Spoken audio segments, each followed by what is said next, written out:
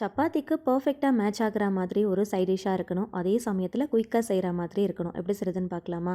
அதுக்கு பேன்ல 2 table spoon அளவுக்கு unsalted butter add பண்ணிக்கலாம். கூடவே கொஞ்சமா சோம்பு சேர்த்துக்கலாம். 2 பெரிய வெங்காயம், கொஞ்சமா கேப்சிகம் கியூப் ஷேப்ல கட் பண்ணிட்டு சேர்த்துக்கலாம். கூடவே கொஞ்சமா சால்ட் ஆட் பண்ணி சாட்டே பண்ணிக்கலாம்.